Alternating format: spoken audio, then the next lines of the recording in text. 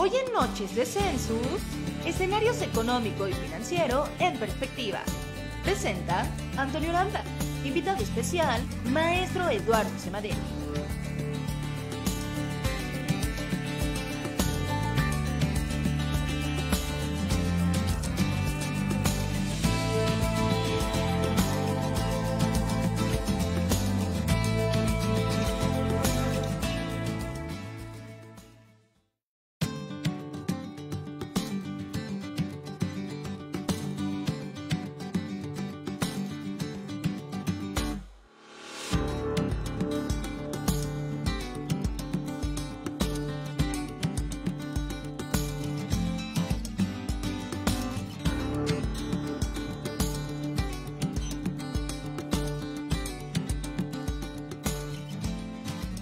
Hoy en Noches de Census, escenarios económico y financiero en perspectiva.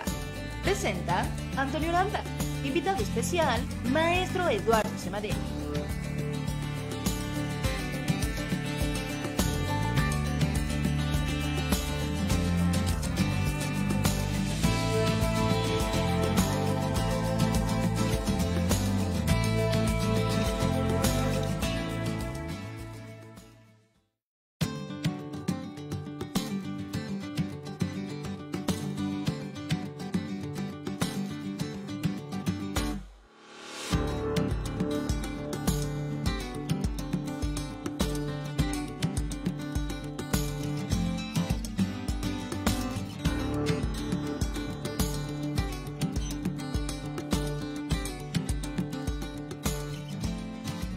Hoy en Noches de Census, escenarios económico y financiero en perspectiva. Presenta Antonio Landa. Invitado especial, maestro Eduardo Semadera.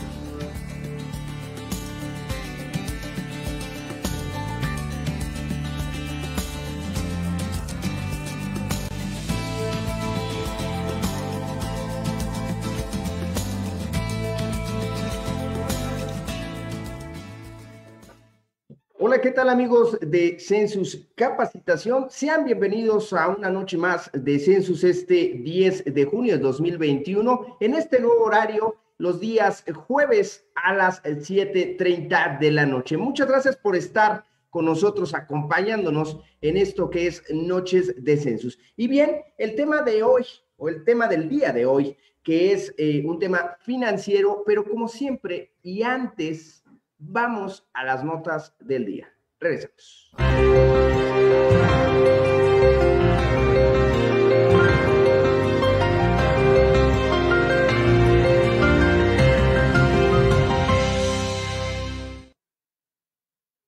Bien, pues primer caso detectado de COVID-19 tras regreso a clases presenciales.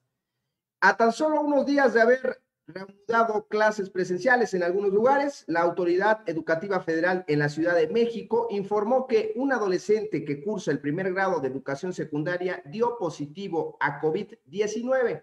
El alumno, que pertenece a una escuela de la alcaldía de Tláhuac, es el primer caso de COVID-19 reportado por la autoridad en este regreso a clases. La familia del estudiante notificó a las autoridades del plantel que el menor había mostrado síntomas y que había dado positivo a SARS-CoV-2 en una prueba rápida.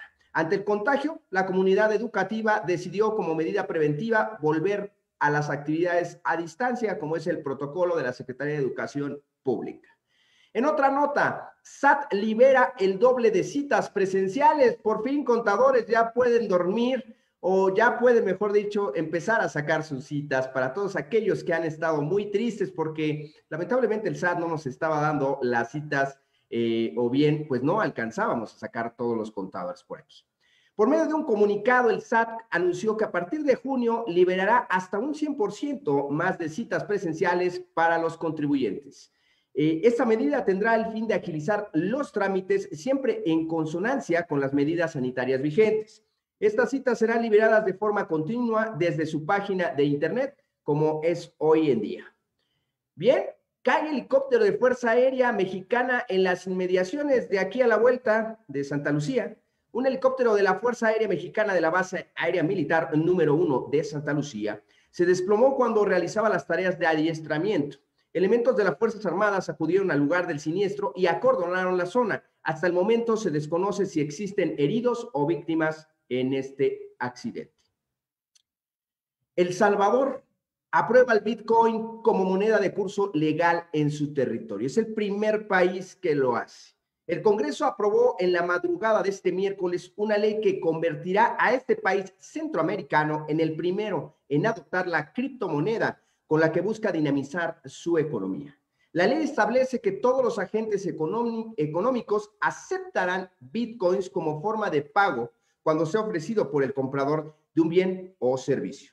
También dice que los pagos de impuestos ahora se pueden realizar con esta criptomoneda. Vamos a hablar hoy en día también con nuestro experto, parte de este tema de criptomonedas. Muere el primer paciente sospechoso de hongo negro en México. Gregorio Avedaño Jiménez, primer paciente sospechoso de hongo negro en México, murió este lunes debido a las complicaciones de la enfermedad. Según sus familiares, el hombre de 34 años fue intervenido de emergencia en días pasados para evitar la propagación de la enfermedad conocida como mucormorcosis. Sin embargo, falleció en el Centro Médico Nacional de La Raza. Bien, pues hasta aquí las notas del día y regresamos con nuestro experto, el maestro Eduardo Semadín, Guerrero. Regresamos.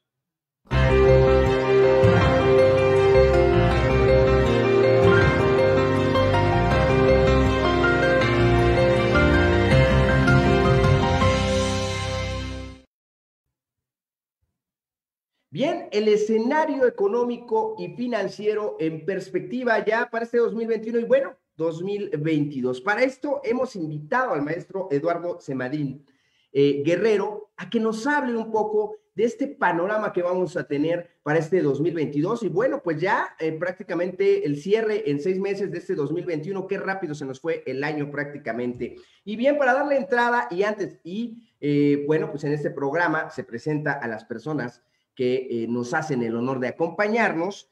Él es maestro en administración con orientación en ingeniería financiera con mención honorífica. Bien, también tiene la licenciatura en sistemas de computación administrativa y ha sido docente en la Universidad Tecnológica de México, UNITEC, en la Universidad del Valle de México, entre otras instituciones. Es consultor financiero, también es jefe de academia en una de las instituciones en las cuales él ha estado. Presidente de la Academia de Posgrado, de la Universidad del Valle de México, y bien, pues también es socio y fundador y director de tesorería en Administración Estratégica de Fondos México. También es socio y fundador y consultor de diagnosis y estrategia empresarial, que se dedica a evaluación financiera para pequeñas y medianas, en este caso, empresas. Y bien, pues esta noche le agradecemos, maestro, el honor de que nos haya aceptado esta invitación. ¿Qué tal? ¿Cómo está? Muy buenas tardes.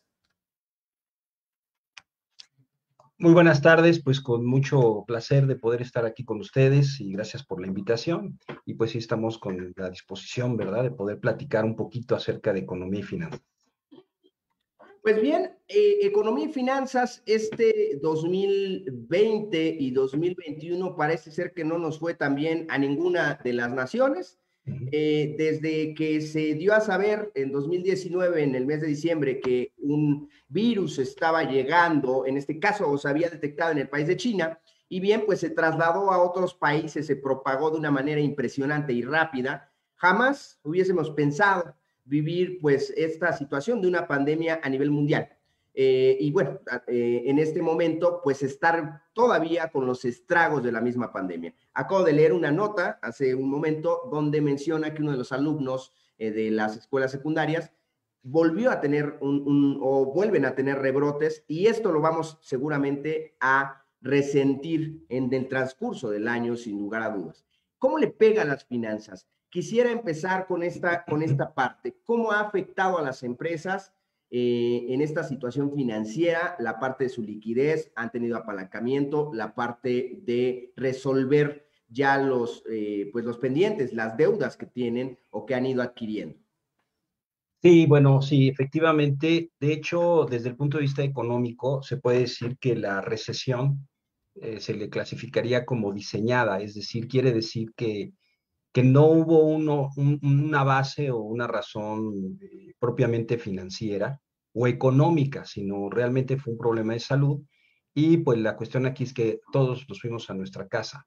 Eso obviamente lo que pegó no es propiamente la situación de las empresas, es decir, el mercado ahí estaba, las empresas tenían sus operaciones, pero el problema fue que la demanda pues disminuyó, ¿no? Por lo que tú estabas ahorita comentando. Entonces, el problema sí les pegó, fue un problema especialmente de liquidez, fue un problema de liquidez de forma importante y obviamente aquellas empresas que tuvieron a bien tener algún tipo de fondo contingente, pues les ayudó a poder superar un poco, ¿no? Aunque no sabíamos que iba a durar tanto. Pero la verdad es que la mayoría de las personas, perdón, de las empresas, la verdad es que sí tuvieron problemas serios, ¿no? Y eso los llevó a tener que pedir, eh, pues, créditos, pero en el corto plazo. De alguna manera, el efecto que hubo aquí en México por la misma situación fue que las tasas de interés en el corto plazo, pues empezaron a subir, hubo una pequeña, se puso inversa la curva de las tasas de interés por la demanda que esto generó, ¿no? Por supuesto, esto ha creado en las empresas pues un nivel de deuda bastante importante, que obviamente las han pasado a largo plazo con el propósito de poder hacerle frente, ¿no? No se recomienda, de hecho no es parte de la estrategia, que tú utilices financiamiento de largo plazo para el corto plazo. Pero sin embargo, Ejemplo, lo que acaba de mencionar para la audiencia que nos ve y sobre todo para los contadores que llevan bien las riendas, muchos de ellos de las empresas. Es decir, no puedes financiarte con algo de largo plazo para el corto plazo. ¿A qué se refirió con esto? sí, normalmente el largo plazo, cuando una empresa contrata una deuda de largo plazo para las operaciones, pues obviamente manifestaría que no tiene una operación dinámica, no tiene una buena operación con buenas rotaciones, quizá de inventario, quizá de rotación de cuentas por cobrar, y eso entonces provoca que la empresa está consciente que no va a generar lo suficiente para poder pagar esa deuda. Entonces, normalmente cuando la empresa está en una situación como esta, pues lo primero que se hace es pasar la deuda a largo plazo para cuestiones de corto, es decir, para la operación. Obviamente en los bancos, ¿verdad? Luego se percibe que cuando alguien hace esto, pues es porque tiene un problema operativo. En eso estriba esta situación. Entonces, si tienes un problema operativo, quiere decir que no estás generando y por eso mandas a largo plazo la deuda. La pregunta es, ¿qué va a suceder si no puedes generar o no puedes dinamizar tu operación? Pues no solamente vas a sí resolver probablemente un problema de liquidez, pero probablemente te vas a empezar a generar un problema de solvencia. Es decir, si no puedes superar el problema de la operatividad que tienes, pues entonces lo que va a suceder es que no vas a empezar a generar lo suficiente para poder en su momento empezar a pagar la deuda a largo plazo. Entonces, cuando decimos que no se sugiere, quiere decir que tú o tú como empresa, como administrador financiero, tienes que estar consciente de que la deuda que tú contrates para cuestiones de corto plazo, tú debes de generar el flujo de efectivo suficiente para poder pagarla pues en el mismo plazo, ¿no? En el corto plazo. De otra manera, te podrías arriesgar en un momento dado a que si no genera la operación, pues normalmente tienes ahí el dinero, ¿no? A largo plazo y de alguna forma te sientes cómodo porque no lo tienes que pagar ahorita. Pero si no ayudas a tu operación, si no logras sacar tu operación, por lo cual lo estás mandando a largo plazo, pues entonces podrías meterte en un problema serio. Digo, se puede hacer, pero normalmente no se ve así, ¿no? En el caso de las empresas, por ejemplo, que son corporativas, que ya cotizan en bolsa, normalmente los créditos revolventes los utilizan en los bancos precisamente para su capital de trabajo. Y ya cuando tienen un proyecto de inversión, entonces ya piensan en lo que es la emisión de títulos en la bolsa de valores. Esta es una forma de poder ir manejando este tipo de situación. En el, Al, en el sí. caso, maestro, aquí quisiera ir con la pequeña y la mediana empresa, esta que la gran mayoría pues le da de comer a todo el país, Claro. ¿no? Eh, ¿Cuáles son las fuentes de financiamiento que tenemos como pequeños empresarios? Es decir, pues obviamente nosotros todavía no tenemos un acceso a la bolsa de valores, ¿no? Claro.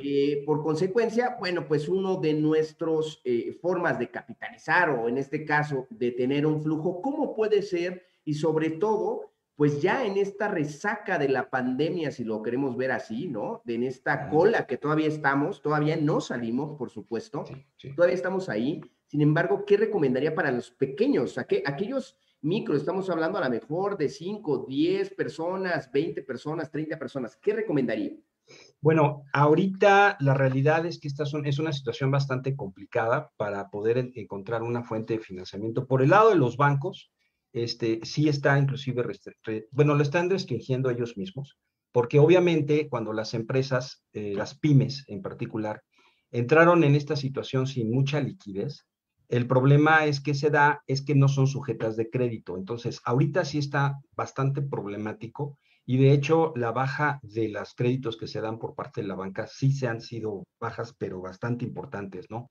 Entonces, ¿qué fuentes de financiamiento pudiera darse? También depende del tamaño, ¿no? Del tamaño de la empresa, pero ahorita, por el lado de las empresas que se traía inclusive antes de la pandemia, pues la mayoría de las empresas estaban utilizando la cadena productiva a través de los proveedores, ¿no? Yo creo que esa es una opción ahorita, pero dependiendo de qué tan fuerte te ha pegado, ¿no? Pero, sin embargo, hay ciertas, digo, si por el lado de los proveedores no es posible, la otra opción es que algunos bancos, alguna banca comercial, está teniendo ahorita ciertas áreas que sirven para el crédito PYME, ¿no? Hay algunos de estos bancos que lo están funcionando, es cuestión de verlo. Yo solamente como un comentario, no por una cuestión de anuncio, ni mucho menos.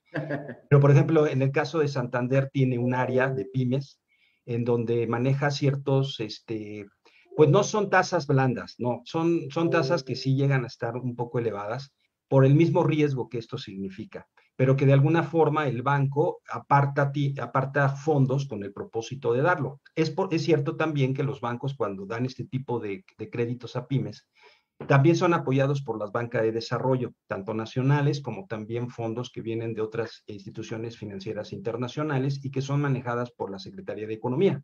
Entonces, esa pudiera ser una opción. También en el caso de BBVA, tiene un área también de pymes, en donde también se ha apartado un fondo con ese fin, ¿no? Con ese propósito de apoyar especialmente a ello.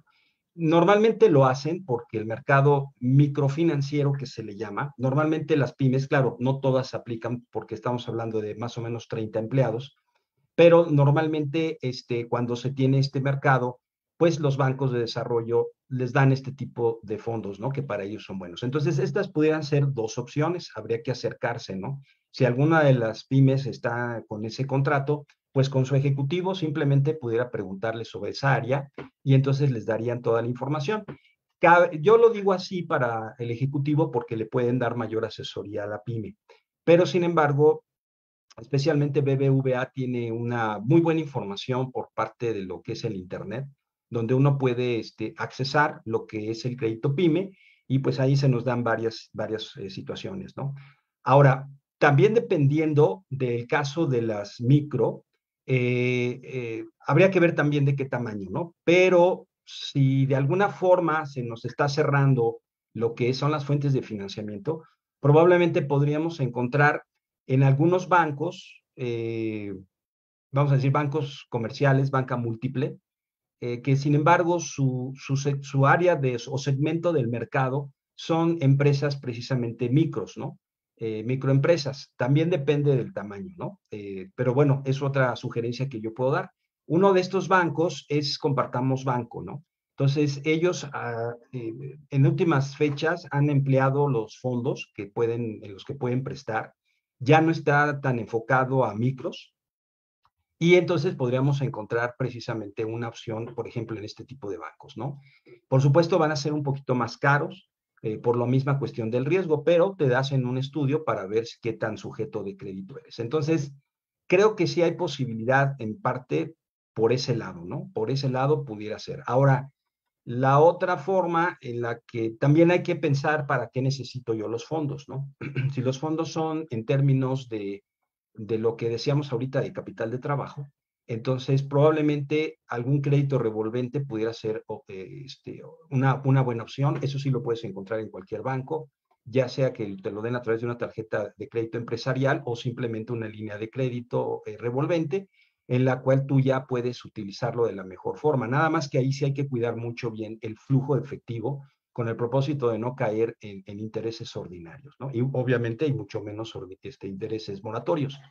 Pero bueno, esa es una de las opciones que se pudiera tener, ¿no?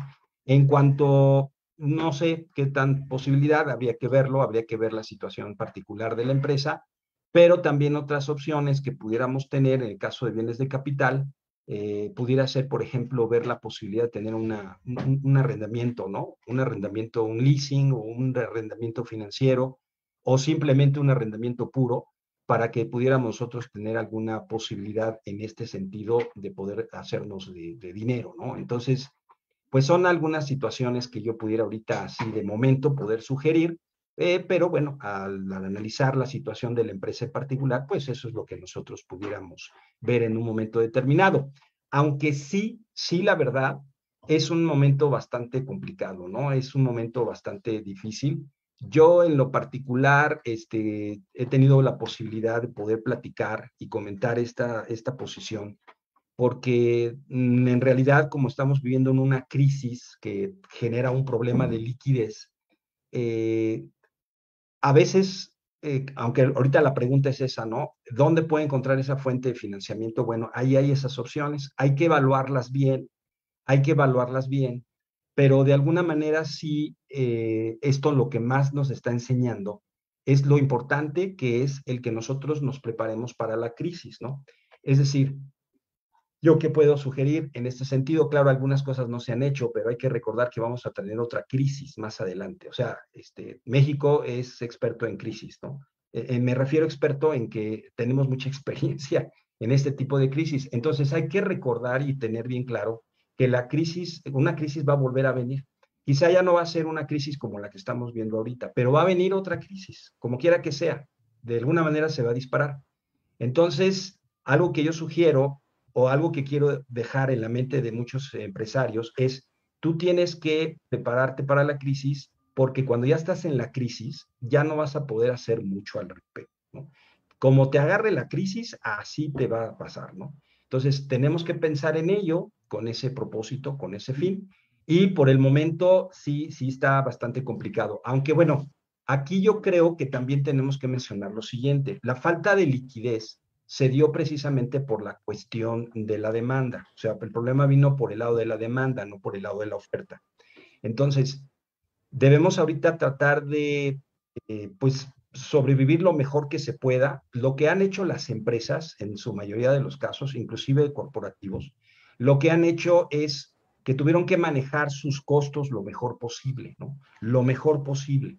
Por ejemplo, por decir una idea, ¿no? En el caso de algunas empresas, poniéndolas como, vamos, como cabeza de las empresas que hay, aunque no son propiamente pymes, sino corporativas, como para poder entender, que es una de las cosas que tenemos también que ver, es el asunto de que ellos lo que hicieron fue manejar los costos con el propósito, obviamente, de poder bajar la exigencia de flujo efectivo.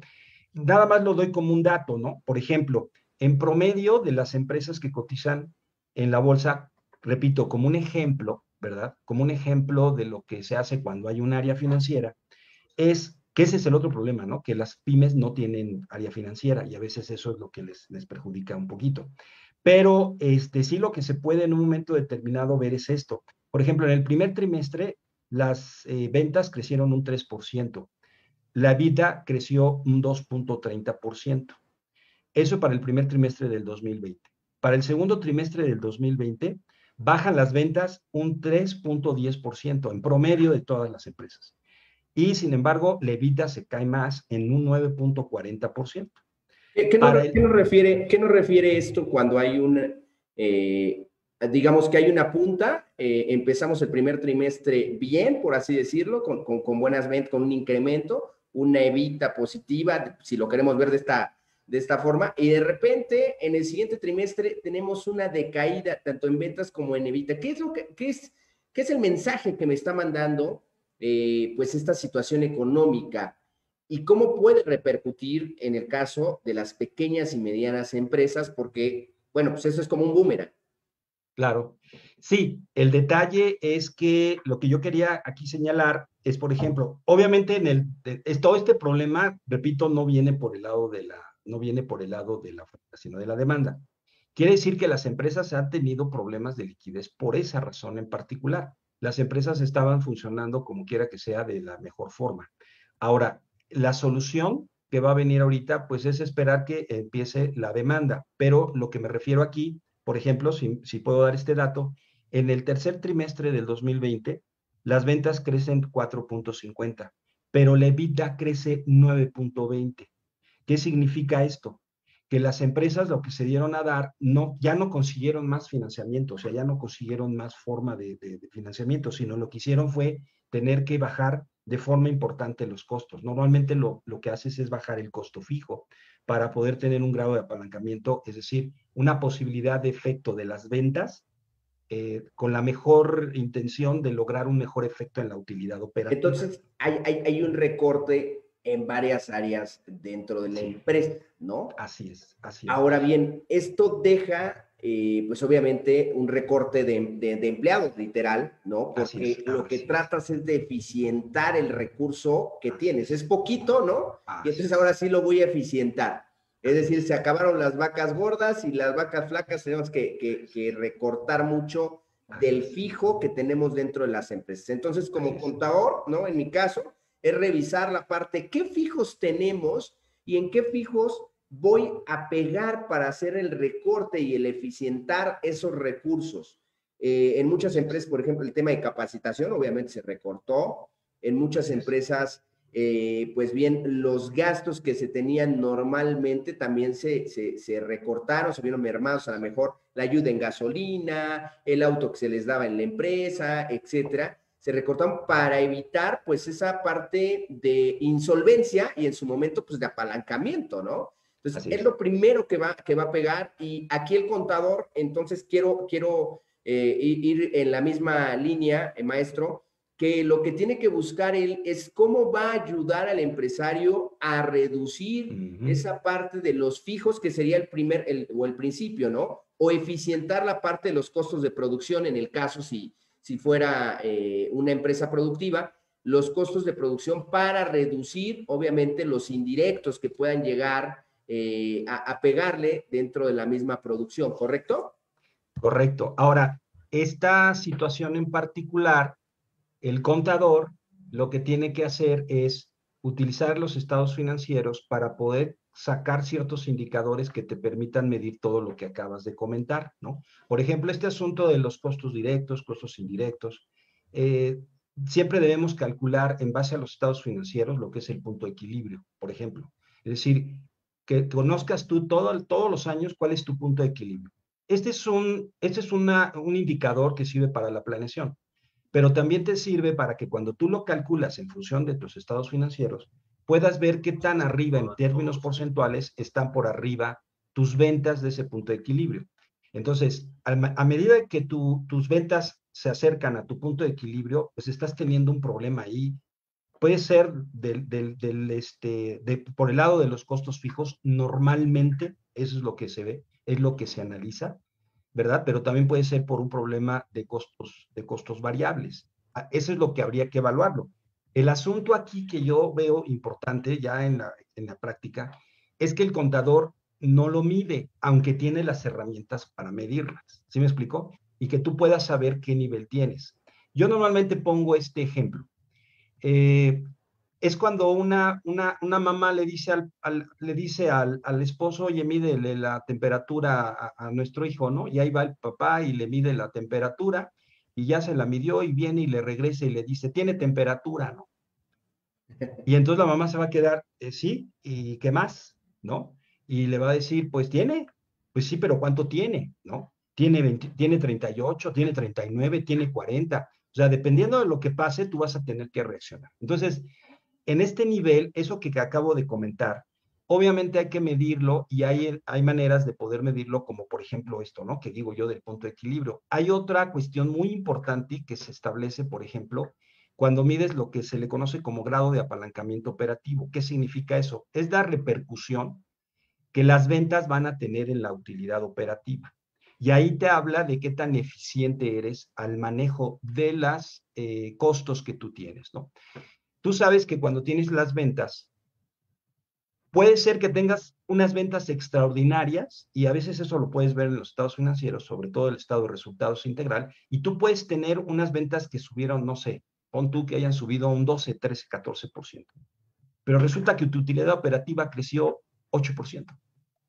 Entonces, ¿de qué te sirven las ventas en un 15% cuando tienes una utilidad operativa del 8%? O sea, estás haciendo algo mal.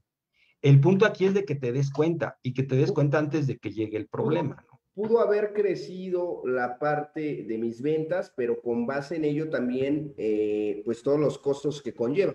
Es decir, gasté más, a lo mejor, voy a poner un ejemplo, en una comercializadora. Es decir, subieron mis ventas, pero tuve más desplazamiento de unidades y más gasto de combustible y tuve que contratar a lo mejor a más personas o tuve más accidentes debido a imprudencia de los conductores, etcétera, y esto me causa un gasto mucho mayor. Entonces, el análisis de que no siempre que se venda más quiere decir que estoy teniendo una eficiencia, es decir, no estoy eficientando el recurso. Puede ser que me entre más, pero eso no quiere decir que tenga mejor utilidad. Y fíjate que justamente ayer lo hablaba con un empresario y le decía, verdaderamente cuál es la esencia de este negocio? ¿Las ventas o la utilidad? Y se queda pensando, ¿no? Y por ahí uno de sus trabajadores dice, la utilidad, contador, porque pues me viene valiendo que hayamos vendido 1,000,000 si al final de utilidad me quedan 10,000 pesos. Prefiero vender 100,000 pesos, pero de utilidad me queden 60,000, ¿no? En comparación, pues obviamente me desgasté menos y gané más. Ese es un ejemplo claro, ¿no? Y hasta el mismo trabajador que es operativo lo entendía muy bien y el empresario se quedaba así como que, ¿qué le digo? ¿Qué le digo? Que es un ejemplo de lo que mencionas. No porque esté teniendo una mayor venta quiere decir que tenga una mayor eficiencia, ¿correcto? Así es, así es. Ahora, aquí el punto es que si hay un indicador, el contador lo puede calcular con toda la facilidad del mundo. El detalle aquí es que el contador lo calcule.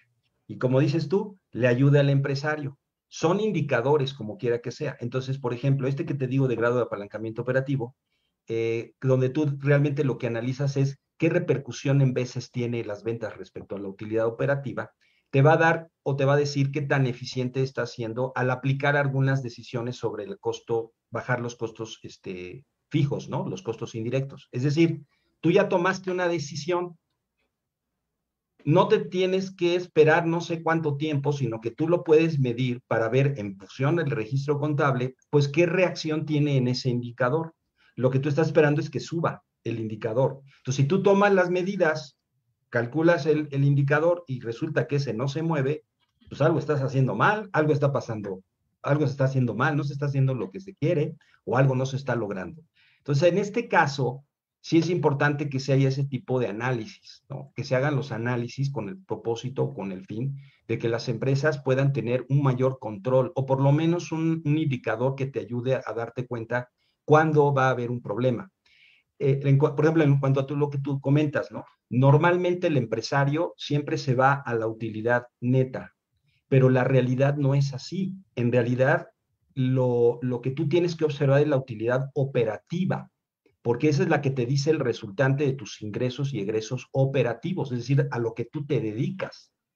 Entonces, sí es importante la utilidad neta, de hecho es la que mide el rendimiento del capital y del activo, pero es muy importante la utilidad operativa. ¿Cómo está saliendo en términos de utilidad operativa? Que es a lo que tú especialmente te dedicas, ¿no? Entonces, son algunos detalles importantes. Por ejemplo, yo te puedo decir, por ejemplo, la utilidad económica, lo que es el EVA, por ejemplo, lo mide en función de la utilidad operativa. No observa la utilidad neta, sino la utilidad operativa. El costo promedio ponderado de capital, por ejemplo, que le conocemos como WACC en inglés, igual lo mismo, ¿no? Lo que se centra es en la utilidad operativa, no en la utilidad neta. ¿Por qué? Porque lo que está generando riqueza no es lo que haces después de lo que se registra en el estado de resultados, después de la utilidad operativa. Es antes de la utilidad operativa, porque eso es lo que está generando la riqueza. Entonces, eso es lo que tú tienes que estar viendo, pero necesitas indicadores. Es como si vas en un avión. Hay veces que el cuate no ve nada, el piloto no ve nada. ¿Qué tiene que hacer? Pues me voy a los indicadores. Y muchas veces en las empresas pasa lo mismo, ¿no? También dependiendo del tamaño. Pero sí se dan los casos que hay empresas que inclusive le venden a tiendas departamentales muy importantes, que me ha tocado a mí el caso, y a veces de veras no saben dónde están parados, ¿no? Entonces, ¿qué se requiere? Bueno, pues utilizar los estados financieros con el propósito de hacer este tipo de análisis. Sobre este punto, ¿no? Porque ahorita estamos en una coyuntura bien complicada. O sea, el Banco de México reconoce que los créditos se han caído. Por ahí Arturo Herrera, que es el secretario de la Secretaría de Hacienda y Crédito Público, que al parecer se va a pasar al Banco de México, él decía, bancos, den más crédito. Y ellos respondían, pues sí, pero no son sujetos de crédito. O sea, ¿cuánto va a durar la pandemia? No sabemos. Entonces, ¿cómo puedo yo prestar el crédito o puedo prestar el dinero si no sé exactamente qué es lo que va a pasar? Entonces, sí hubo una contracción y ese es el problema. Y ahorita estamos pasando precisamente por esa Pero coyuntura. una contracción sana, es decir, si tal vez se hubiese dado esta intención de tener más efectivo en la calle, literal, pudiera ser que esto se desatara en inflación, ¿correcto? Sí, bueno, de hecho, ese es una de las riesgos que estamos ahorita viviendo, ¿no? Precisamente el aspecto de la inflación, por toda la situación que se ha estado dando. Y por eso sí se está esperando que la inflación suba, ¿no? De hecho, en México, pues ya la inflación fue bastante alta otra vez. Digo, ya no fue 6%, pero sí se quedó en niveles de 5%. Y en todas las naciones está pasando exactamente lo mismo. Y eso ya de por sí entra en un riesgo. Obviamente, todos los bancos centrales, si suben las inflaciones, pues lo que van a empezar a hacer es subir las tasas de interés. Entonces, imagínate si está restringido el crédito porque los bancos concluyen y tienen la verdad razón de que las empresas, sobre todo las pymes, no son sujetas de crédito, ahí es en donde viene el problema. Yo por eso decía ahorita de bancos que ya están preparados para esto, ¿no? Pero hay otros bancos pues, que de plano no tienen preparación, pero en absoluto sobre esta cuestión, ¿no? Si estás muy cerrado en términos de dinero por liquidez, bueno, pues a lo mejor no es la oferta más importante, pero probablemente puedes tener que dirigirte a un banco que se dedica al área microfinanciera para ver qué puedes lograr. Son créditos caros, ¿verdad? Pero son muy módicos en el pago. Entonces, es ahí donde tú tienes que evaluar. Pero eso por el lado del crédito, pero el problema es que si no viene la demanda, o sea, si no se genera la demanda, no vas a vender. La pregunta es cómo vas a vender, cómo vas a pagar ese crédito. Sí, claro, claro. Y precisamente lo que te va a decir cómo vas en eso es la utilidad operativa, porque la utilidad operativa es la que te dice cuántas veces tienes capacidad para poder cubrir tus Sí, para costos solventar ese no trancazo. operativos. Exactamente, ¿no? Que eso es lo que propiamente es lo que hace una empresa, ¿no? Pide prestado, invierte en activos, esos activos generas un flujo por arriba del costo y eso te permite crecer. Sí, De otra sí, manera, pues está difícil, ¿no? y no hay mejor negocio que hacer dinero con el dinero de alguien más. Así es, así es. No hay mejor negocio, ¿no? Ese es el Ojo, hecho, ¿no? amigos, las tandas aquí no entran, por favor. Vamos aquí en las redes sociales a nuestro amigo Roberto Cornejo Domínguez. Muchas gracias por mandarnos saludos. Recordarles que estamos en vivo, cambiamos el horario. Pueden ustedes pensar que eso es una grabación. No, no lo es. Estamos completamente en vivo. Ojalá y nos puedan hacer comentarios que nos lleguen aquí en las redes sociales para exponérselos aquí al maestro que nos está ayudando a entender un poco este escenario económico y financiero en una perspectiva para 2021. Ahora bien, maestro, ¿qué pasó con aquellos? Porque hubo gente que sí se vio beneficiada también. Claro. Minimizaron costos en algunas cuestiones, hubo empresas que tal vez pivotearon y supieron hacer muy bien esta parte. Otra vez lo hablaba con mi estimado amigo Martín Rojas Tamayo, y donde está hacían edredones, este tipo como de colchas, y de repente llegó esto y empezaron a hacer los cubrebocas de tela, y entonces brincaron hacia otro lado, y entonces ya están en Latinoamérica, pero ya también están vendiéndole a otros lugares, y entonces eficientaron la parte de recursos, y parece ser que lo que me ha comentado es que están creciendo demasiado. Entonces, ¿qué hacer con ese dinero? Porque también me ha pasado comentarios de empresarios de, ahora, ¿qué hago con el dinero? Porque tengo que está ahí parado, ¿no? Es decir, de repente cerramos el mes y cuando veo, ya sabe que le gusta el impuesto al valor agregado, piensa el empresario que es suyo, ¿no? Yo siempre les digo que hagan esta parte de que repitan que el IVA no es suyo, el IVA no es suyo, el IVA no es suyo, porque les gusta financiarse, no está nada mal. Sin embargo, llega un momento que tienes que enterar y es cuando ya no les gusta, ¿no? Así es. Ahora bien, hay muchos que se quedan con esta utilidad en el mes. ¿Qué pueden hacer para buscar fondos de inversión?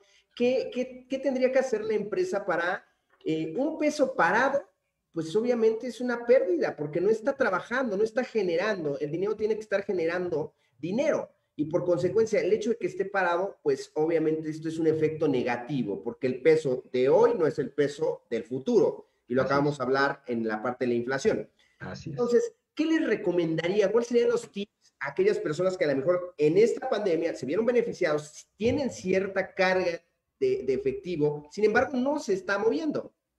Correcto. Bueno, aquí hay que ver dos detalles importantes. El primero, ¿qué intermediario financiero es el que más te conviene? Es decir, te conviene bajo tu condición también, sobre todo el manejo del dinero, ¿no? La cantidad de dinero que estás manejando en tu tesorería. Entonces, primero, ¿te conviene estar en el banco? O probablemente no te conviene solamente estar en el banco, sino a lo mejor, como tú comentas, probablemente necesitas una operadora de sociedades de inversión o posiblemente una distribuidora de sociedades de inversión. O si de alguna forma ese dinero que tienes, porque mira, este es un poquito complicado, pero la realidad es que las empresas deben de tener siempre un fondo contingente de corto plazo. ¿Por qué?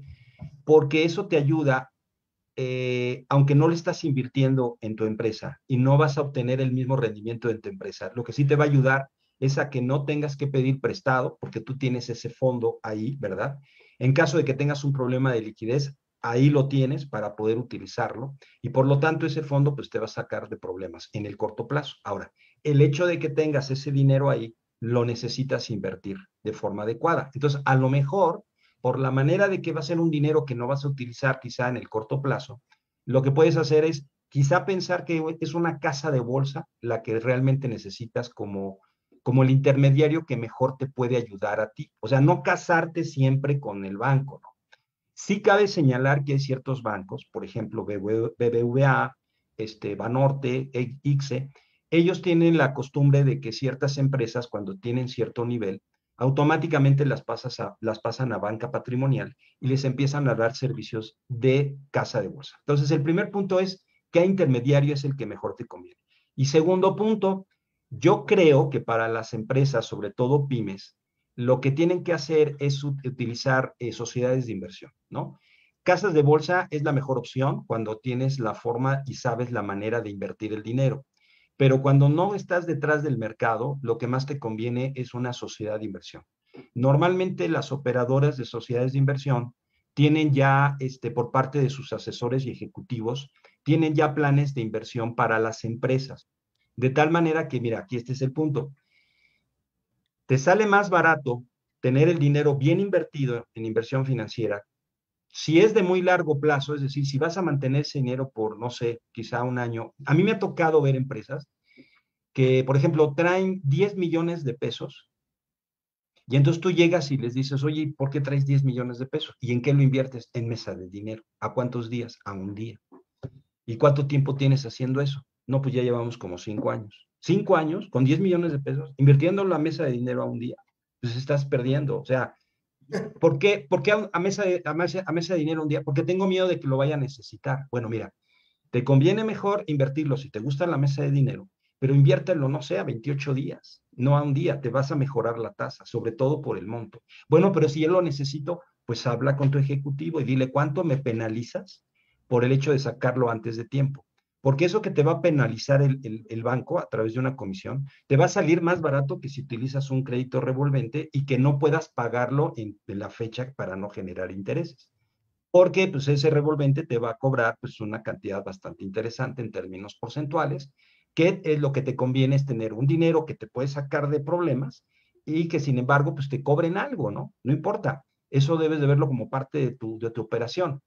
El punto es que sí es importante que como vas a tener ese dinero que no te va a dar el rendimiento de tu empresa, por lo menos sí lo inviertas lo mejor posible. Entonces, probablemente habría que hacer un análisis, pues, de cuánto es tu nivel de dinero que manejas en tu cuenta de cheques. Por ahí hay que hacer una serie de cálculos para que tú sepas cuánto es lo que estás manejando en tu cuenta de cheques. O sea, realmente cuánto sale, cuánto entra, cuándo sale, en fin. Porque a lo mejor tienes como esta empresa que te digo, que se dedicaba a vender software de seguridad, así como tipo antivirus, pero más especificados, no sé. Pero tenían todo ese dinero ahí, ¿no? Entonces, el punto es, por ser tecnológica, pues no necesitaba tanto dinero, eso es lo que pasa mucho con las tecnológicas, y entonces lo que tenía que hacer es que a lo mejor tenía que invertirlo cierta cantidad en una sociedad de inversión de renta fija o de instrumentos de deuda de mediano plazo a largo plazo, quizá un 80%. Y como a lo mejor es un dinero que no voy a tocar en un tiempecito, pues a lo mejor hasta me arriesgo ahí con una cuestión Una más variable. riesgosa, ¿no? Con el propósito, pues, de que podamos generar un poquito más de rendimiento. Fíjate Entonces, que sí, aquí me dice, saliendo un poquito del tema, ahorita regresamos a él, pero sí, Lucas Díaz nos menciona aquí en redes sociales, ¿cómo se determina el punto de equilibrio y con qué periodicidad es recomendable calcular? correcto. La forma en que se mide básicamente es todos tus costos fijos, bueno, en términos matemáticos lo voy a decir, creo que eso es lo que le interesa. Tú necesitas ubicar bien cuáles son tus costos fijos, que son básicamente los costos de operación, tus costos financieros y algún otro costo que el contador haya puesto por ahí, ¿no? Eso lo vamos a dividir entre lo que son tu costo de ventas, entre tus ventas para ver tu margen de contribución. Ese margen de contribución se lo restas a la unidad y eso te va a dar en términos monetarios, porque ese es el punto, ¿no? Aquí lo que tratamos es de ver, claro, lo puedes hacer también en términos de piezas, pero lo tienes que hacer por piezas de cada cosa que vendas. Pero en términos generales en la empresa, lo puedes calcular con los estados financieros y te va a dar tu punto de equilibrio de la empresa. Ahora, lo que se sugiere es que ese punto de equilibrio lo compares con tus ventas para ver qué tan arriba estás de tu punto de equilibrio. A medida que tú te alejes, como decía hace un momento, es bueno.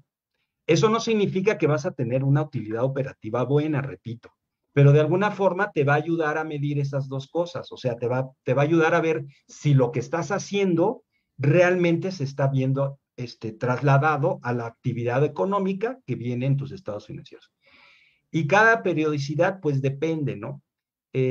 Normalmente mínimo lo tienes que hacer anual, pero lo puedes hacer también dependiendo de tu necesidad, puede ser mensual, puede ser trimestral, puede ser semestral.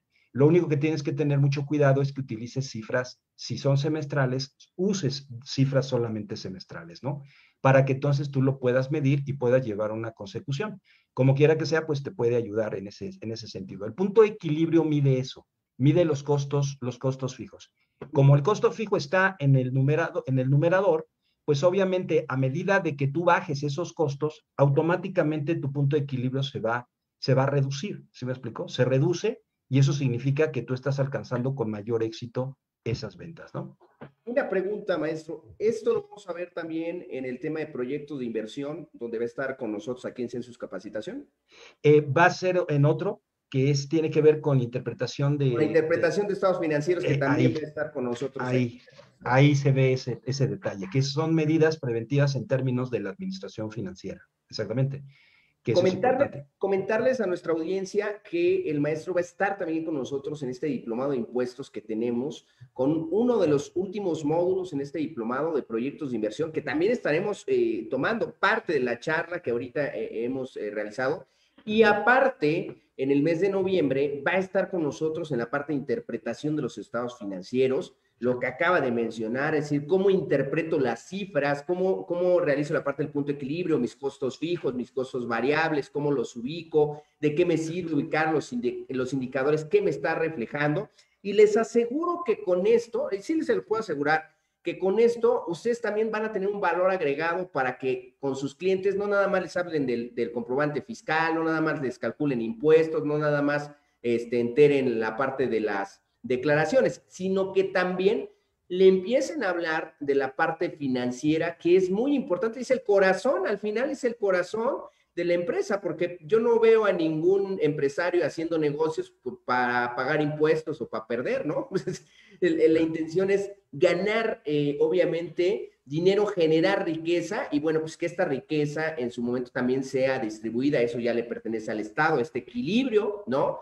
Sin embargo, creo que hemos olvidado mucho esa parte, contadores, y entonces aquí el maestro nos va a ayudar también a comprender, primero, un proyecto de inversión, hacia dónde va, y por otra parte, en esta parte de interpretación de los estados financieros, nos va a ayudar a comprender qué me dice cada costo, qué me dice cada cifra, y en serio, es importantísimo tomar este tipo de capacitación porque sale un poco de lo fiscal y entra hacia la parte más financiera, que es el corazón, vuelvo a mencionar, es el corazón de las empresas, ¿sí? La empresa no genera dinero, no tengo para pagar impuestos. Y yo siempre lo he dicho, aquel que no tiene para pagar impuestos, entonces yo no sé qué estás haciendo, porque eso quiere decir que no es negocio, ¿no? Está robando prácticamente al Estado.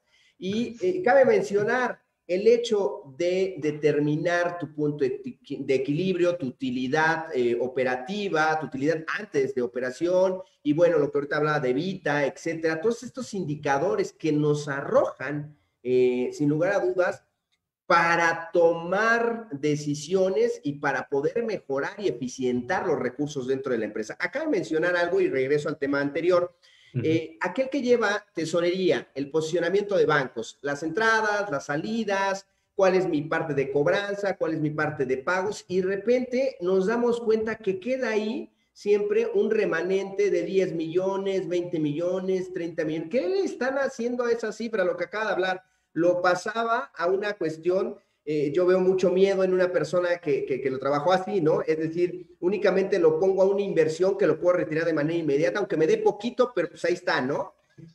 Lo que acaba de decir, está perdiendo. Al final tienes que evaluar si la inflación ya no se fregó los 10 millones, es decir, en vez de 10 millones ya tienes 9 millones 850 mil pesos, por ejemplo. A pesar de que hayas ganado tú 1%, resulta ser que la inflación fue del 4%. Pues ¿cuánto te queda? Perdiste 3, ¿no?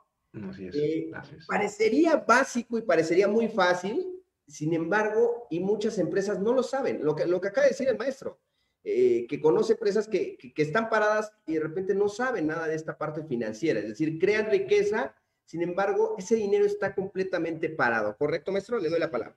Así es, precisamente ese es el punto, ¿no? El detalle aquí, como lo mencionaba hace un momento, ya en términos prácticos, mira, voy a hacer así el comentario.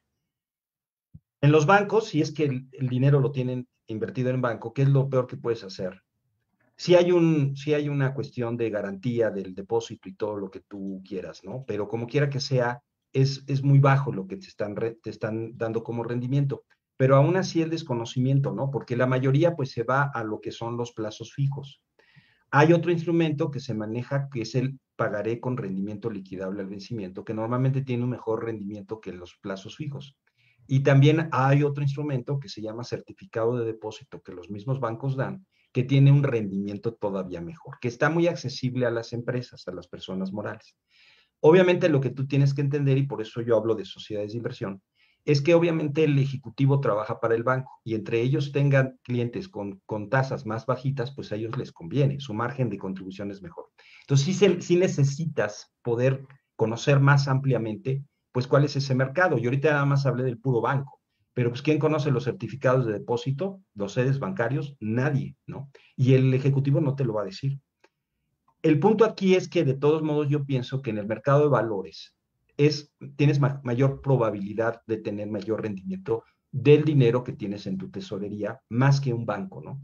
Pero como el problema aquí es que el mercado de valores sí necesitas tener conocimientos para poder saber cómo invertirlo, entonces lo que puedes hacer es buscar una sociedad de inversión. Normalmente, como te digo, estas empresas tienen ya cierto tipo de estrategia para las empresas, que tú si les mencionas y les platicas, oye, pues ¿cuánto tiempo tienes este dinero aquí en tu tesorería? ¿Qué promedio más o menos tienes? Para que de alguna forma ellos puedan definir e identificar el horizonte de inversión que más te conviene.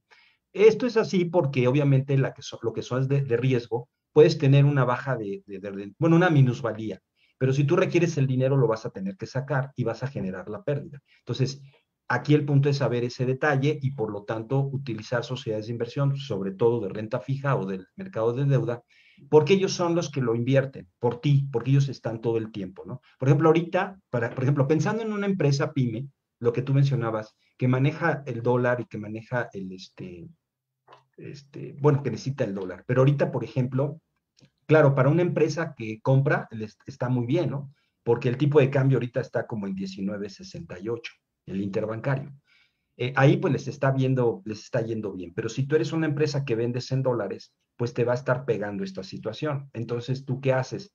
Pues hay sociedades de inversión en el mercado a través de operadoras de sociedades de inversión o casas de bolsa, donde ellos se dedican a invertir tu dinero. Cuando conviene en pesos, te van a pesos. Cuando conviene en dólares, ellos mismos hacen el cambio de estrategia, ¿no? Esto lo digo como un ejemplo en particular, ¿no? De que en un momento determinado eso te da una idea de que la sociedad de inversión en particular a la que tú estás recurriendo, pues va a estar trabajando por ti para darte el mejor rendimiento posible. Y las estrategias, pues ahí están, ¿no? Entonces, hay ciertos fondos que son en euros, fondos que son en dólar, y en un momento determinado, si tú manejas el dólar, pero en este caso tú compras, es decir, no te conviene que el tipo de cambio se suba o que se devalúe el peso, entonces en ese caso, pues a lo mejor te conviene, si no conoces muy bien los derivados, por ejemplo, pues a lo mejor una sociedad de inversión donde tú compras en dólares, ahorita que está abajo, métele y espérate más adelante, va a empezar a subir. Digo, por naturaleza somos un tipo de cambio que se tiende a devaluar respecto al dólar. Entonces, son algunas cuestiones que tú sí puedes platicar ahí sí con la casa de bolsa o la operadora, te dan la ayuda, ¿no? Son un poquito más accesibles que los bancos para darte esa ayuda. Claro, necesitas saber exactamente qué es lo que necesitas, pero yo en corto plazo, así, de bote pronto, sí te puedo decir que lo mejor que podemos manejar en términos del dinero de la tesorería es a través de sociedades de inversión. Y se puede hacer portafolios de inversión, aunque ese no es tu rubro, ese no es tu negocio, pero sin embargo lo estás manejando de la manera más eficiente para que no te pase por lo menos que no ganes por abajo de la inflación. ¿Sí me explico? Entonces, eso te lo puede dar este tipo de situaciones. Claro, claro, y yo creo que también gente que nos ve y que va a escuchar este audio, seguramente está en el puesto de tesorería o tiene relación con el manejo del efectivo. Entonces yo te diría, ¿qué estás haciendo con ese dinero? Porque es tu responsabilidad y no estamos hablando nada más de pagar y de revisar que verdaderamente hayan cobrado, etcétera. No, ese dinero está ahí y es tu responsabilidad hacer generar ese dinero y dar y aportar lo mejor de ti con el empresario para que en conjunto, pues obviamente crezca la empresa, ¿no? Y entonces, tener herramientas y saber en qué invertir, en qué momento, lo que acaba de hablar el maestro, si tengo a lo mejor la compra en dólares o yo cobro inclusive en la parte de dólares, qué tanto me va a afectar, cómo se va a mover esta parte en las casas de bolsa, cómo voy a meter mi dinero a la parte de inversión, a lo mejor una financiera, como bien lo está mencionando, qué es lo que tengo que buscar. Hay muchísimas opciones, ¿no? Para hacer estas inversiones. El punto es, no dejen ese dinero estacionado porque pierde valor, la inflación se lo va tragando y por consecuencia, pues el peso del día de mañana, pues ya no es el mismo. Pues como siempre lo he dicho, las mujeres que a lo mejor dicen, voy a ahorrar el día de hoy y no me compro esos zapatos. Solamente te informo que la próxima semana que vuelvas a pasar por el mismo lugar, esos zapatos ahora cuestan 30, 50 o 100 pesos más, ¿no? Si vas a ahorrar, bueno, entonces ahorra bien y hay que saber invertir. Inclusive como persona física también, maestro, no me dejará mentir, que hay opciones para las personas, ¿no? Pues en este caso, inclusive hasta para las propias amas de casa, ¿no? Sí, bueno, de hecho, de base a lo que estás comentando, hay que también mencionar que las mismas operadoras de sociedades de inversión tienen fondos de inversión para personas morales, o sea, está pensado en una tesorería. Y lo que te van a tratar de ayudar es a que tú puedas conseguir el mejor rendimiento dentro del riesgo que puedes tener tú como empresa. Y obviamente también en el caso de personas físicas, pues obviamente hay muchísimo más opciones, ¿no? Que tú puedes manejar y que obviamente tu propósito, pues es poder generar el excedente que puedas invertir, ¿no? Pero aquí el punto entonces es eso. Primero, ¿qué intermediario te conviene? Y luego ya del intermediario, ¿qué instrumento financiero es el que más te conviene, ¿no? En este caso. Pero bueno, en mi caso ahorita, así en una plática así rápido, sí es una sociedad de inversión, no un banco. A veces los bancos sí te dan cierta posibilidad de entrar a fondos de inversión. Es cuestión que el tesorero o quien la persona asignada, pues hable con su ejecutivo. Aquí el problema que se presenta es que los ejecutivos o los asesores no te dicen nada si tú no les preguntas. Si tú les preguntas, sí te van a decir.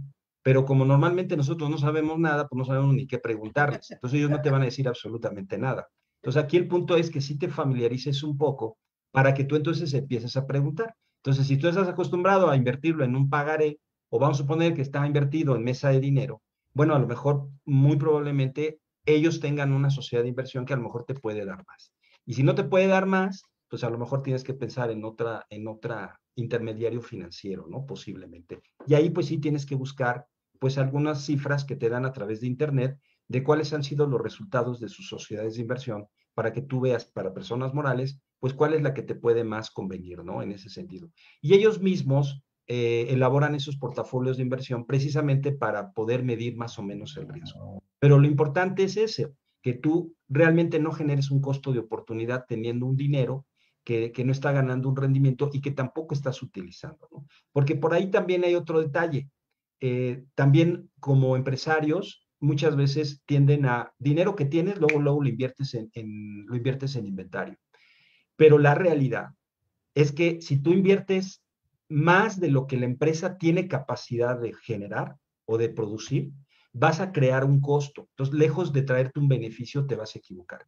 Y no solamente vas a tener un inventario parado, que en términos de valor presente está perdiendo capital, Esa sino es que una. también exacto, sino Esa que es una. también, Y otra, el mantenimiento que a veces necesita ese inventario y los riesgos que así puede es, correr ese inventario, que a lo así mejor es, se te así es, moje, que a lo mejor se te incendie, que a lo mejor, qué sé yo, ya pagaste los seguros. Es un relajo. O sea, así es, entiendo la parte de la mirada del empresario de decir, yo voy a invertir y comprando inventario, una, porque fiscalmente me deduzco, ¿no? O piensa él, ¿no? En su mente el otro contador le dice, dedúzcase las compras. Ojo, que es en el momento, en su caso, de la venta, no tendría que ser en la compra. Sin embargo, en una locura le dice, usted pague para el IVA, ¿no? Y entonces ahí va el otro y compra y entonces tiene un inventario parado así es, completamente así es. que le está generando un pasivo y pareciera en el estado financiero que es un activo, ¿correcto, maestro?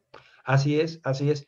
Es que mira, ese detalle que acabo de comentar, sí, no es tan fácil verlo o percibirlo, pero como bien comentas, no solamente estás teniendo una pérdida de capital a valor presente por el valor, porque el dinero cambia su valor con el paso del tiempo, no solamente por cuestiones de la inflación, sino también por cuestiones de riesgo, de prima de riesgo y también de costo de oportunidad. Entonces, si tú inviertes de más, vas a poder generar un costo de oportunidad por un lado y por el otro lado costos de mantenimiento.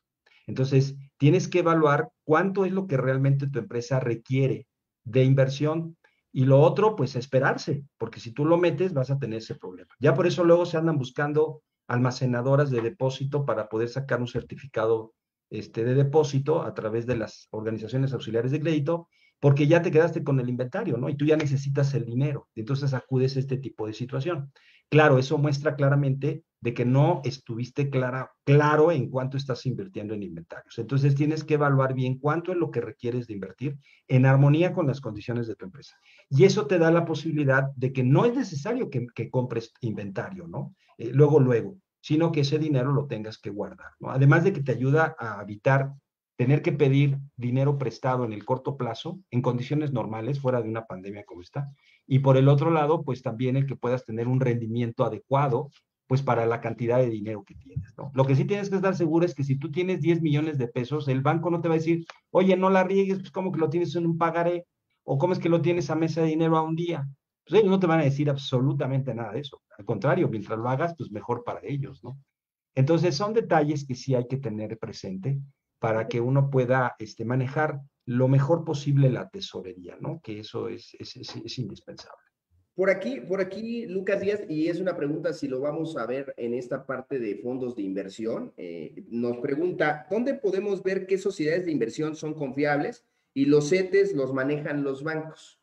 Todo este tipo de preguntas que puede haber, lo vamos a ver en este parte del último módulo de diplomado de impuestos, que sería la parte de fondos de inversión, Fondos de inversión. proyectos de inversión. Proyectos de inversión. Bueno, en el caso de proyectos de inversión,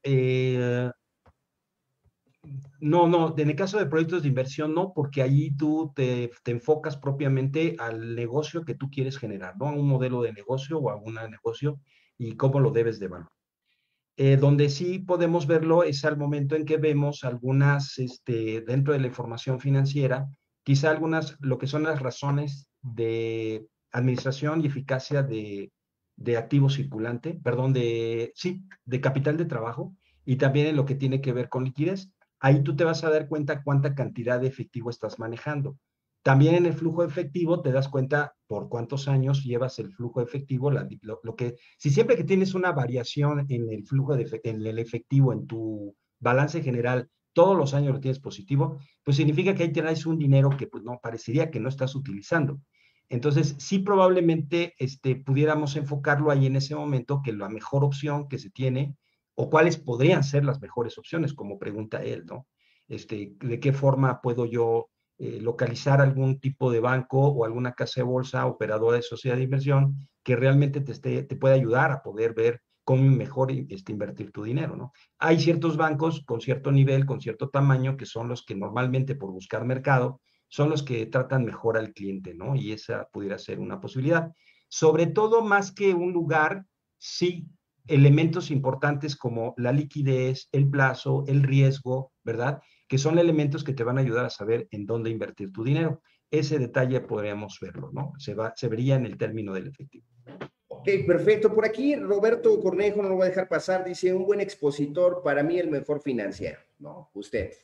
Muchas gracias. Bueno, le manda también un saludo. Amigos de las redes sociales, bien que se están conectando, recordarles que Noches de Census pasa a jueves 7:30 de la noche para que estén al pendiente. Muchas gracias por estar en esta transmisión, que estamos completamente en vivo el día de hoy, 10 de junio del 2021, y estamos hablando de la parte de los escenarios económicos y financieros en perspectiva para este 2000, ya cierre de 2021, ya próximo 2022, ¿cómo lo vemos? ¿Cuáles fueron las actuaciones de estos trimestres, estos 2 trimestres que ya pasaron, ¿no? Y bien, ¿cuál es, pues, lo que vemos o lo que vislumbramos al futuro? Para ir cerrando un poco sobre el tema, maestro, algo que no podría yo dejar pasar. El Salvador, el día de ayer, como lo di en la nota, ya adquieren como el Bitcoin una moneda literal de uso dentro del país, algo que me parece raro, ¿no? Algo que me parece arriesgado desde mi punto de vista. Quisiera escucharle un poco sobre el tema antes de ir cerrando el otro tema del escenario económico. Sí, cómo no. Bueno, mira, también hay que estar conscientes, quizá yo creo que ahí el objetivo, más que otra cuestión por parte de este país, no creo, la verdad, que vaya a resolver el problema económico, pero de alguna manera lo que yo pienso que es parte de su estrategia es que como de alguna manera se está haciendo un poco más popular, porque sí lo es, el hecho de que tú aceptes esa moneda, pues obviamente va a traerte a ti demanda, ¿no? Es decir, va a traer gente que quiere y que tiene el Bitcoin y que si con ese Bitcoin lo puede utilizar, pues obviamente van a las naciones a donde pues lo van a aceptar, ¿no? Básicamente es el caso. Digo, no es algo nuevo, ya tiene varios años que algunas empresas en algunos países sí aceptaban el Bitcoin. Yo creo que ese es el objetivo de él, poder atraer, ¿verdad?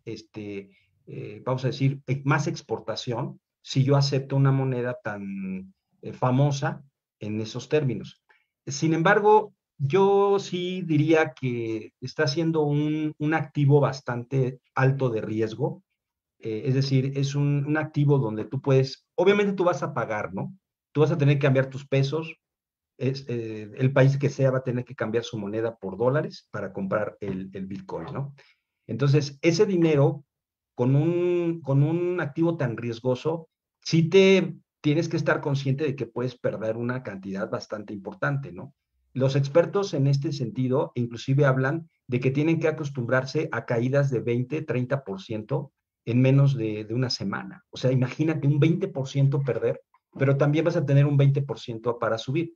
Pero la única manera que tienes para poder saber cuándo comprar y cuándo vender, pues necesitas conocer muy a fondo, por ejemplo, el análisis técnico, porque no hay una base económica que te diga, ah, pues este va a subir o este va a bajar. Ahora, también hay que tomar en cuenta un detalle rápido. Hay países que ya lo prohibieron, ¿eh? Que, Sí, que, que no sí, lo quieren mover. si vamos en la constante que no entendemos ni tan siquiera la parte cómo se manejan los CETES, ya hablando en una cuestión técnica más allá, bueno, es la locura, sinceramente es mera y especulación, ¿no? Lo que hablábamos antes de entrar al tema, Así es. o el día de ayer lo dice Elon Musk, ¿no? El dueño de Tesla, alguien más invierte en esta moneda, sale y dice, yo voy a invertir millones de dólares y la moneda arriba, bueno, en este caso el Bitcoin arriba, ¿no? Se sube.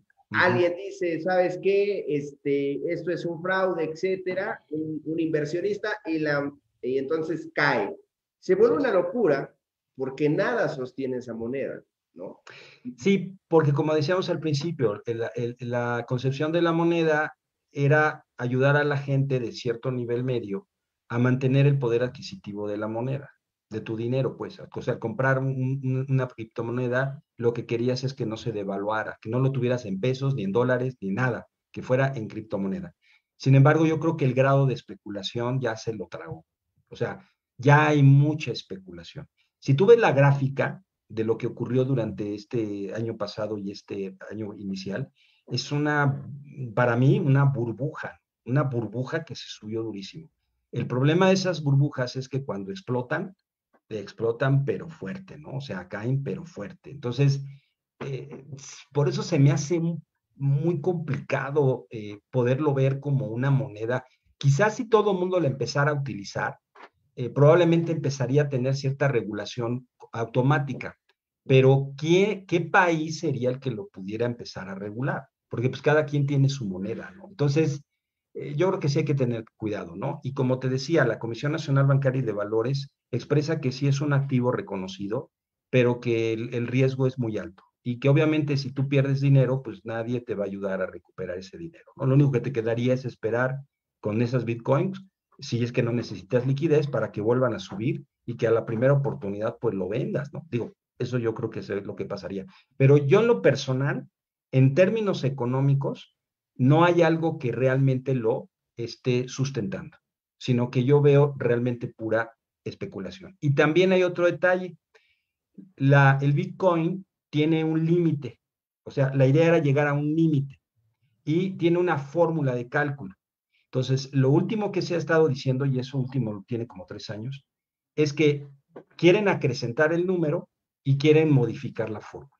Entonces, la razón original, pues ya se está perdiendo, ¿no? Y ese es el problema. Y cuando vienen inversionistas tan grandes donde invierten miles de dólares, millones de dólares, pues obviamente ya de qué estamos hablando, ¿no? Esa es la cuestión. Como GameStop, no sé si ustedes supieron, que fue una tienda que estaba por desaparecer porque tenía juegos de video tradicionales, pero sin embargo se pusieron de acuerdo varios inversionistas pequeños, empezaron a comprar, se pusieron de acuerdo pues, y lo que hicieron fue que empezó a subir la acción de esta empresa que estaba a punto de quebrar. Esto lo digo para mostrar realmente que llega un momento en el que el mundo bursátil llega a estar tan separado de lo que realmente está ocurriendo, de una empresa que se está cayendo, puede llegar a hacer que suba de las acciones. Entonces ahí estamos hablando totalmente de especulación. Y a mi juicio, lo que está pasando es que se está generando lo que es una burbuja y en su momento, porque tú tienes que dar tiempo a que todo el mundo vea cómo sube para que todos los inversionistas pequeños entren y ya que entraron los pequeños y entraron y la subieron más, pues ahora yo saco toda mi lana y pues los que se quedan con lo caro y vender barato, pues son los demás. Digo, si lo hicieron así los chinos con el oro, que lo subieron y luego, órale, para abajo, pues con mayor razón una criptomoneda. Digo, Yo sé que hay muchas personas que inclusive ya llegan al fanatismo, son fanáticas de la criptomoneda, ¿no? Porque sí es hasta cierto grado muy interesante, pues jugar a la bolsa, ¿no? Hasta cierto grado es emocionante. Pero yo creo que hay que tener mucho cuidado, sobre todo con la criptomoneda, ¿no? Y en estas condiciones y características, yo diría que a lo mejor sí tendríamos que entrar, pero no ahorita. Ahorita hay que esperarse, hay que ver realmente qué es lo que está pasando y ya veríamos qué hacer.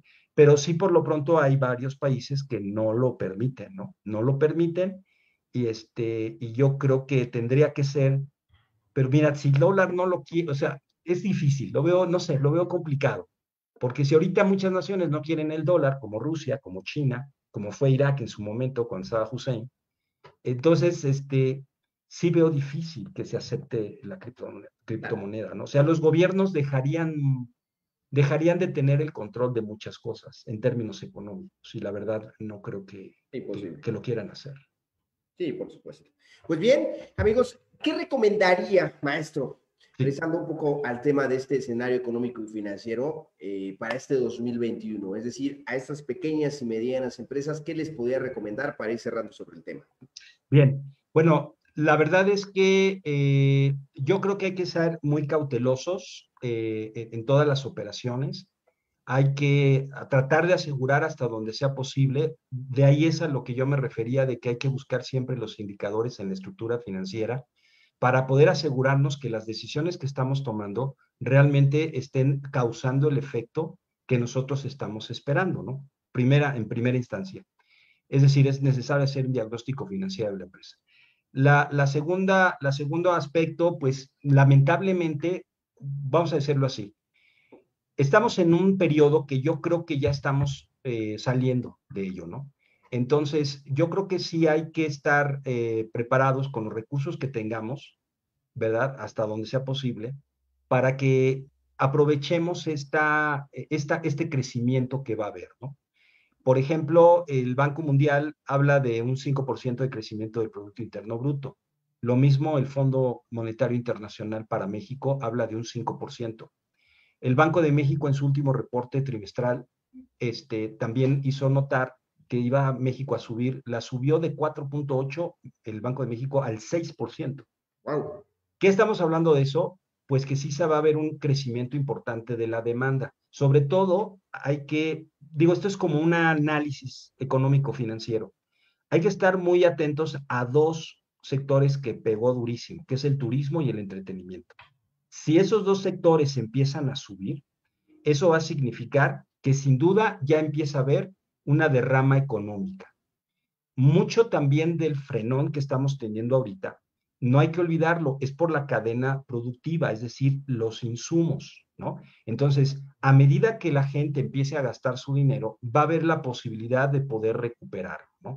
Yo sé que las empresas están muy golpeadas, pero lo más importante es que sí se está esperando un crecimiento importante y que deberíamos de aprovechar ello. Cuando estos dos sectores empiecen a crecer, va a empezar a ver a derrama, las cadenas productivas se van a empezar a activar y hay que aprovechar entonces ese momento, esa oportunidad. No sé hacer, dependiendo de lo que yo venda, bien o servicio, quizás hacer descuentos ahorita para jalar el dinero como un tipo de estrategia, ahora sí, de marketing, ¿no? Porque ahí este es el punto. La gente va a salir a gastar su dinero. Bueno, pues ¿cómo le haces para atraer la gente para que tú lo puedas aprovechar? Perdóname, porque el problema es que luego viene una baja. Pronostican para el 21 cierre 5%, Banco de México 6%, pero después están proyectando 3%. O sea, en Entonces, 2022. para el 2022. Entonces, va a haber una subida, pero luego va a venir una bajada. Entonces, ahorita hay que aprovechar en ese sentido. Entonces, hay que quizá pensar en cuestiones de marketing. Digo, ahorita hay ciertas empresas en términos de turismo que están haciendo 70% de descuento en ciertos viajes, ¿no? Y ese es el caso. Ahorita, por ejemplo, mucha gente está yendo a Orlando, de ahí hay un informe de Disney Company, y están viajando porque, hijo, está, pero súper No, barato. ya abrió, ya tiene casi a toda su comunidad vacunada, ¿no? Y entonces Así es. ya vengan, ya no tenemos problema, ya abrimos, ¿no? Y Pero entonces, hay que dar el descuento. eh, Porque la gente va a gastar, hay que atraerla antes de que se lo gaste en otra cosa.